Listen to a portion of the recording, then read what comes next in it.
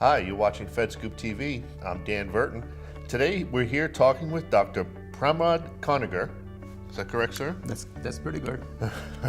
Dr. Khargonekar is the Assistant Director for the Directorate of Engineering at the National Science Foundation. Thank you so much for being here this morning. Thank you for inviting me.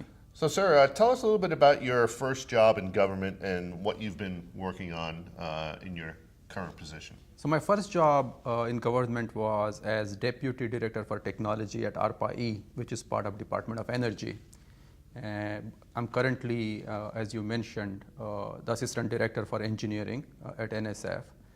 In that capacity, I lead all engineering research, education, and innovation programs for the National Science Foundation. Okay. And I'm also part of the senior management of the foundation.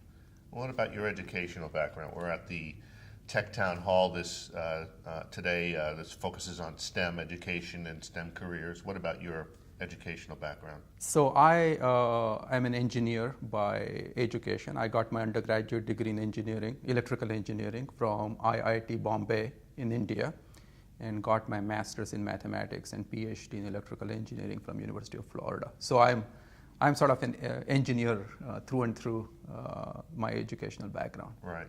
Is there a difference between perhaps being an engineer from the very beginning, from your educational career, and working your way through perhaps a government career as opposed to getting on-the-job training and then pursuing formal study?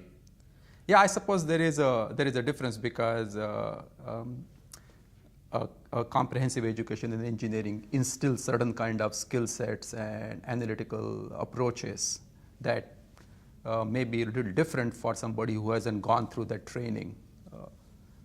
Different people bring different skills and backgrounds to their jobs, right. And we need people, all sorts of people to achieve excellence. So you raise a good point there. Mentorship for folks either just starting out or for those who are interested in making a transition into an engineering or STEM style career. How important is mentorship in your opinion? I think it's very important. I've been a professor practically all my life, and I'm still have an appointment at the University of Florida, even though I'm working at NSF. All my life I have mentored young students at all levels, undergraduates, graduate students, PhD students. I find mentorship is really, really important because it is a complex world that we live in, and having some people who have experience and perspective can really help young people get on with their STEM careers and make progress. Right. So what's some of the advice you would offer those young people you just talked about in terms of how they can go about getting through their initial STEM training? Because my understanding is that it is a pretty rigorous field of study. Not a lot of them actually that start STEM educational programs finish them. And then also navigating the career field. What's some of the advice you would offer? Well, I think the first thing I would say is that it's an exciting career. So let's keep eye on the ball, which is the prize at the end of the day, and that's all the wonderful things you can do in your life and in your work and impact society in positive ways by pursuing STEM careers. So that's the first thing I would suggest. Second, I would recommend developing strong foundations, whether that's mathematics or physical sciences. These are the foundation, and biological sciences. These are the foundations on which tomorrow's STEM careers are going to be built. So developing strong foundations in the K through 12 and then undergraduate programs is, I think, very, very important. Third thing I would advise is having a breadth of perspective.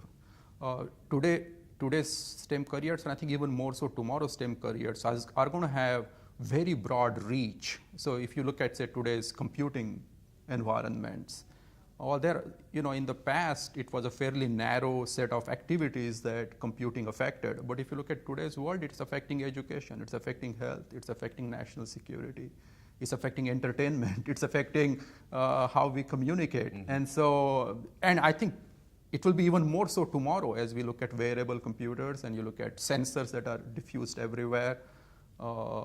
It's going to be a smart, connected world in which we are going to live. And I just touched on computing. I mean, you can imagine similar innovations coming out of biological sciences or engineering fields. And so I would just say that it's a very broad, dynamic, fast-moving world in which we live. So having those strong foundation and having a breadth of perspective gives you a way to think about your career over the long run, because things are going to keep changing. We could have not imagined the world in which we live today 20 years ago.